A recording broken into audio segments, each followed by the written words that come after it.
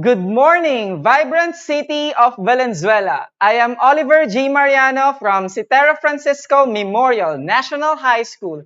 Join me as we venture on another learning experience in Mathematics 10 here in Valenzuela Live, your live streaming school.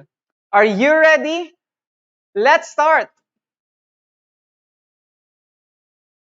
In this episode, we will be dealing with Lesson 2 of the second quarter, which is problems involving polynomial functions. At the end of this session, you are expected to meet this most essential learning competency of week 2, quarter 2. Solve problems involving polynomial functions. We now begin through our first activity entitled Name It. I will be flashing a tagline or slogan, and you have to determine the famous thing behind that tagline. It may be a place, a food, a brand, or a company, or anything that's popular. You will be given 10 seconds to drop your answer in the comment box. Are you ready? Nice. So here is the first one. Just do it. Your 10 seconds starts now.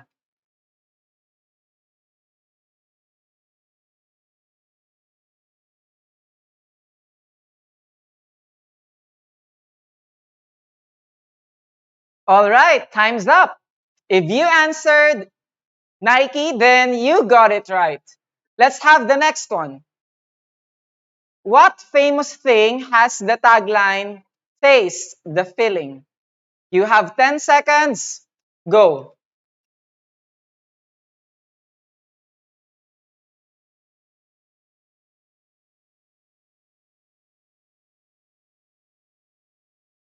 That's it. Time's up. If you answered Coca-Cola, then you're correct. Let's move to the next one. What famous thing has the tagline, sarap to the bones? You've got 10 seconds. Go.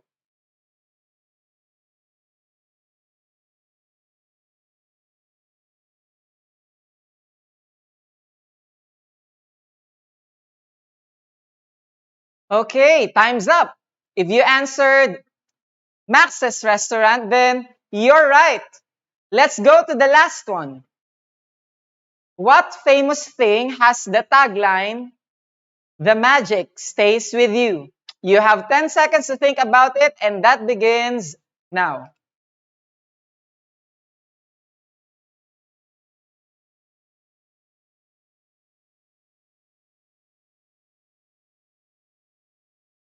That's it. Time's up. If you answered Enchanted Kingdom, then you are correct. I am glad that your memory can handle the famous tagline of some of the well-known things that we listed in our activity. Good job, my dear grade 10 students. Well, speaking of Enchanted Kingdom, when was the last time that you enjoyed in this amusement park? I know that right now, as you see this picture on your screen, you are missing not only the place itself, but also the people and the whole magical experience you had during your last visit at EK. May I ask, what's your favorite ride in Enchanted Kingdom? Can you drop it in our comment box?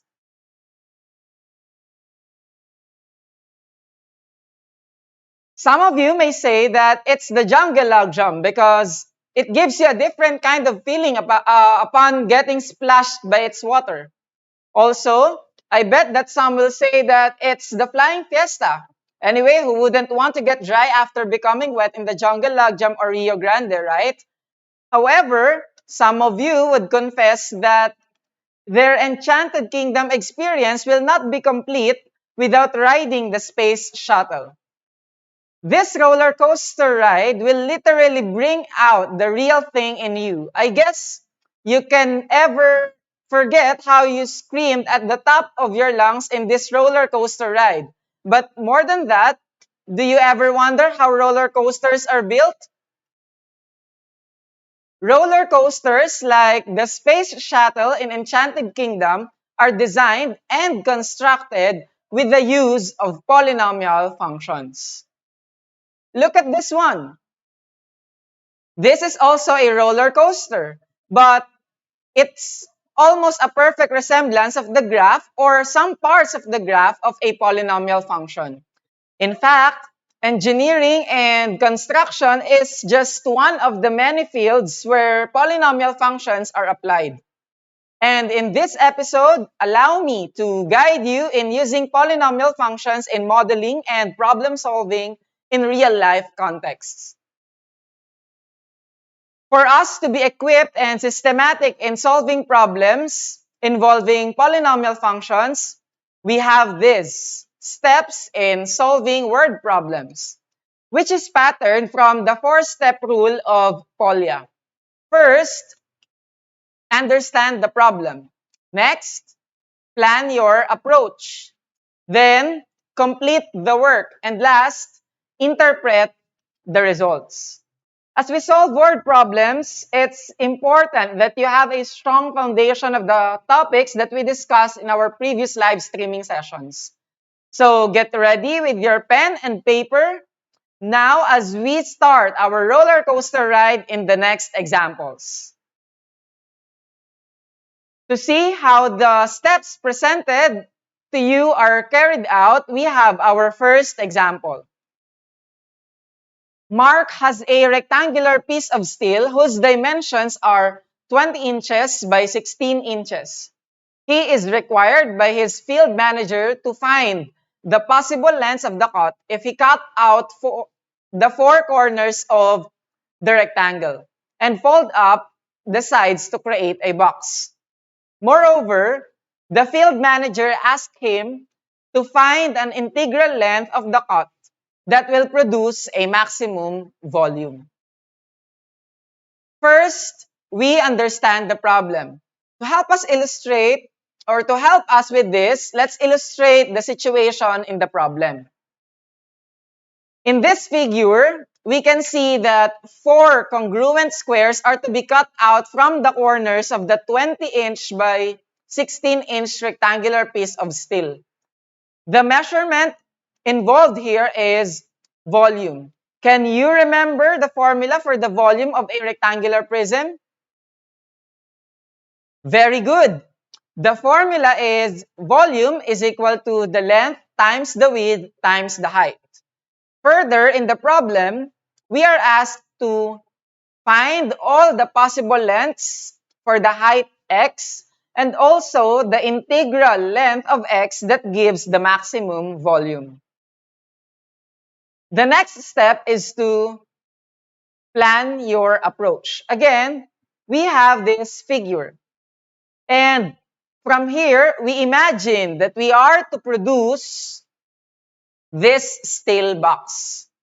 Using the figure, what expression can we use to represent the length of the box? You're right. We have 20 minus 2x for the length. What about for the width? Great. We may use 16 minus 2x for the width. And for the height? Yes, the height is simply represented by x.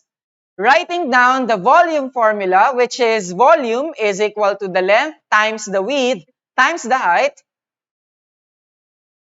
By substitution, we now obtain the volume function v of x is equal to quantity 20 minus 2x times quantity 16 minus 2x times x. Now, we complete the work. First, we find the possible lengths of x. Since we are talking about measurements here, the length, width, and height and the volume of the box should all be positive. That is, all of them must be greater than 0. So we arrive at the following linear inequalities. 20 minus 2x is greater than 0. 16 minus 2x is greater than 0. X is greater than 0. Finding the solution for the first linear inequality, we first apply the addition property of inequality, which gives us 20 is greater than 2x. Next, we divide both sides by 2, which yields 10 is greater than x. By symmetry, this means that x is less than 10. For the second inequality, we follow the same process. So we have 16 is greater than 2x. Next, we divide both sides by 2, which yields 8 is greater than x. By symmetry, this means that x is less than 8. We now get the intersection of these three solutions. To illustrate how this is done, we make use of the real number line. And we graph here one by one the solutions obtained earlier. Graphing x is greater than 0, we have, and graphing x is less than 8, we have. Lastly, graphing x is less than 10, we have. Notice that these three rays here contain the set of points between 0 to 8 as their common set of points. Thus, our solution set is the set of all real numbers x such that x is greater than 0 but less than 8. This means that the only possible values of x are the positive real numbers less than 8. Next, we find the integral length of x that can produce the maximum volume.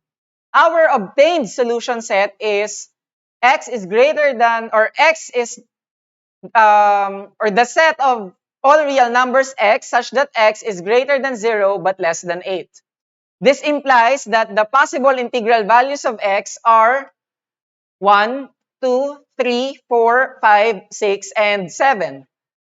Recall that our volume function in this problem is v of x is equal to quantity 20 minus 2x times quantity 16 minus 2x times x. Applying factoring, we can rewrite this as v of x is equal to 4x times quantity x minus 10 times quantity x minus 8. And from here, we can now find the value of the function at each of the listed integers. To start, if x is equal to 1, then we have v of 1 is equal to 4 times 1 times quantity 1 minus 10 times quantity 1 minus 8. Performing the operation in each parenthesis, we obtain v of 1 is equal to 4 times negative 9 times negative 7. Multiplying these numbers gives us v of 1 is equal to 252. Next, if x is equal to 2, then we get v of 2 is equal to 4 times 2 times quantity 2 minus 10 times quantity 2 minus 8. Performing the operation in each parenthesis, we have v of 2 is equal to 8 times negative 8 times negative 6. Multiplying these numbers results to v of 2 is equal to 384. Continuing, if x is equal to 3, then we get v of 3 is equal to 4 times 3 times quantity 3 minus 10 times quantity 3 minus 8. Performing the operation in each parenthesis, we get v of 3 is equal to 12 times negative 7 times negative 5. Multiplying these numbers, we arrive at v of 3 is equal to 420. If x is equal to 4, then we obtain v of 4 is equal to 4 times quantity 4 minus 10 times quantity 4 minus 8. Performing the operation in each parenthesis yields v of 4 is equal to 16 times negative 6 times negative 4. Multiplying these numbers, we obtain v of 4 is equal to 384. If x is equal to 5, then we have v of 5 is equal to 4 times 5 times quantity 5 minus 10 times quantity 5 minus 8.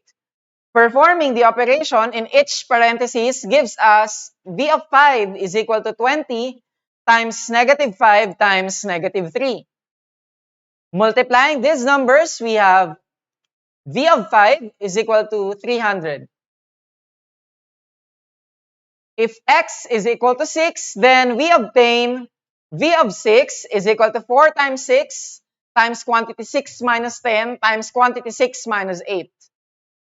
Performing the operation in each parenthesis, we have V of 6 is equal to 24 times negative 4 times negative 2. Multiplying these numbers, we get V of 6 is equal to 192.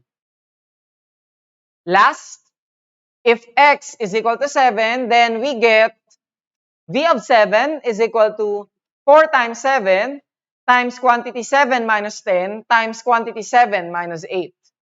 Performing the operation in each parenthesis, we obtain V of 7 is equal to 28 times negative 3 times negative 1.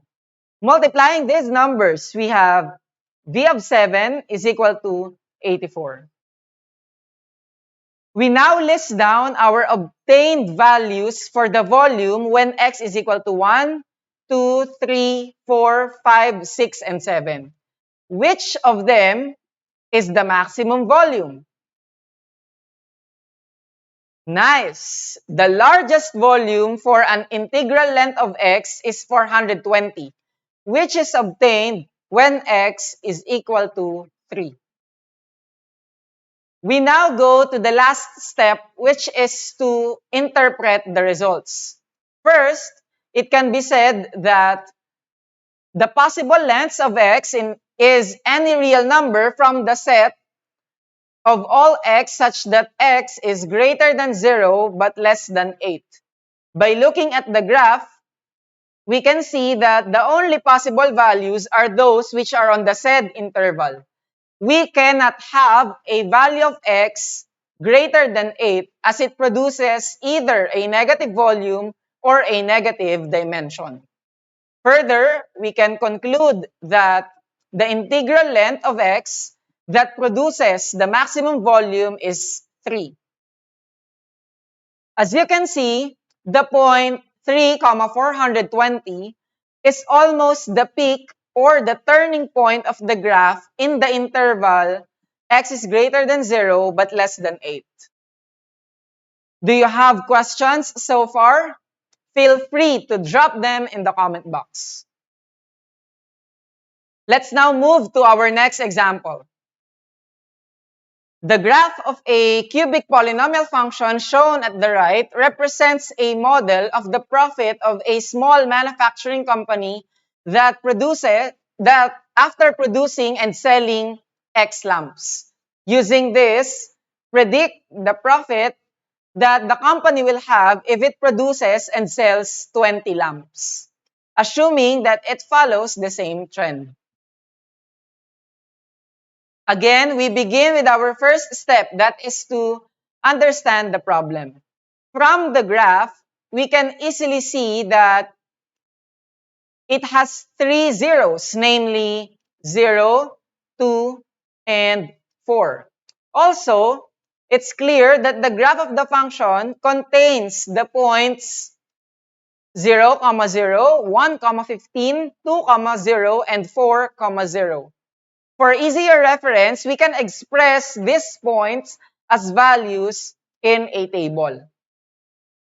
The table here shows that when x is equal to 0, p of x is also equal to 0. If x is 1, p of x is 15. When x is 2, p of x is 0. And if x is equal to 4, p of x is 0. We are interested now in knowing the value of p of x when x is equal to 20.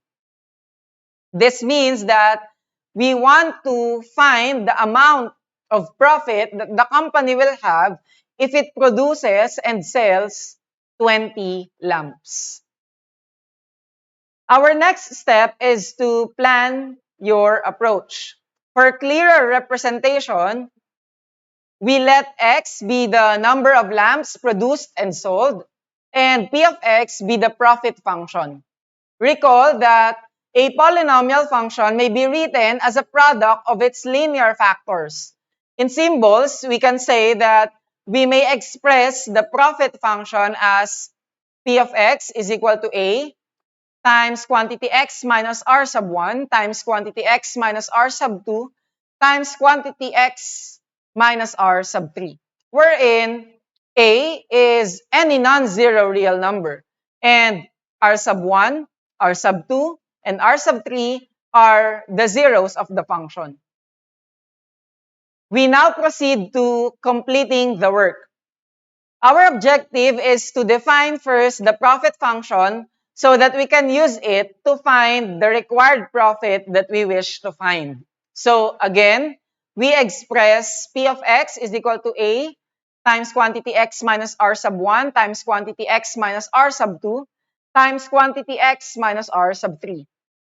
Since 0, 2, and 4 are zeros, we have p of x is equal to a times x minus 0 times x minus 2 times x minus 4.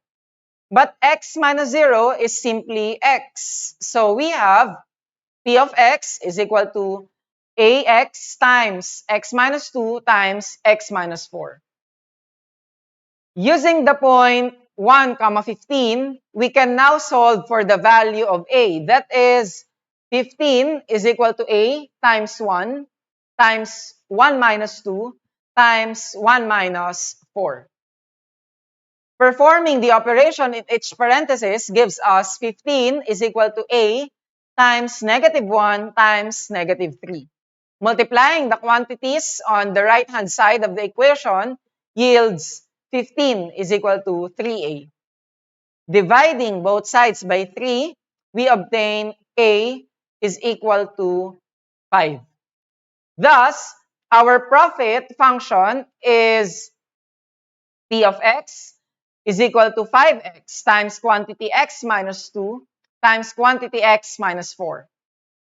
Can you still follow? Good. From the obtained profit function, which is p of x is equal to 5x times x minus 2 times x minus 4, we substitute 20 for x. If x equals 20, then we get p of 20 is equal to 5 times 20 times quantity 20 minus 2 times quantity 20 minus 4. Performing the operations gives us p of 20 is equal to 100 times 18 times 16. Multiplying this results to p of 20 is equal to 28,800. Now we interpret the results. From our solutions, we found out that the company's profit when 20 lamps are produced and sold is 28,800 pesos. That is under the assumption that the trend of the company's production and sales follow the same trend for more than 4 lamps manufactured. Let's have a quick check of your understanding through our next activity entitled Solve It. I'll be posting a series of questions for a particular real-life situation that involves polynomial function. Show your participation by reacting according to your obtained answer. Are you ready? Let's start. A closed top box is to be formed as shown. Which of the following models the volume of the box? If your answer is v of x is equal to x times quantity 8 minus 2x times quantity 12 minus 2x, click the heart react button. If your answer is v of x is equal to x times quantity 8 minus x times quantity 12 minus 2x, click the like react button. And if your answer is v of x is equal to x times quantity 8 minus x times quantity 12 minus x, click the wow react button. You are given 20 seconds. Go.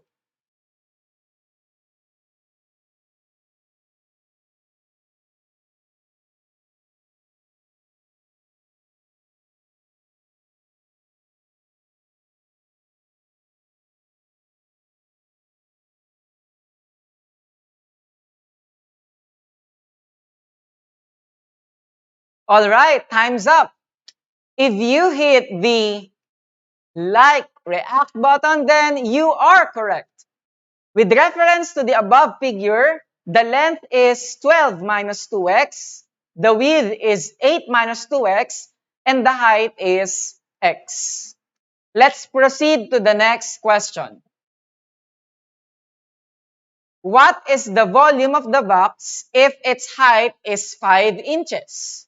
If your answer is 30 cubic inches, click the heart react button. If your answer is 64 cubic inches, click the like react button. And if your answer is 70 cubic inches, click the wow react button. Your 20 seconds begins now.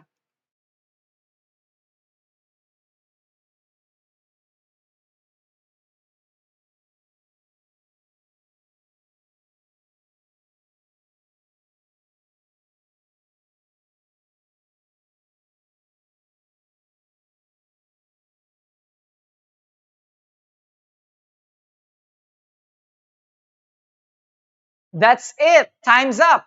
If you hit the heart react button, then you are correct. Using the volume function in the first question, and by substitution of x is equal to 5, we arrive at 30. Let's move to the last question. Which value of x yields the largest volume? If your answer is 4, click the heart react button. If your answer is 3, click the like react button. And if your answer is 2, click the wow react button. You have 20 seconds. Go.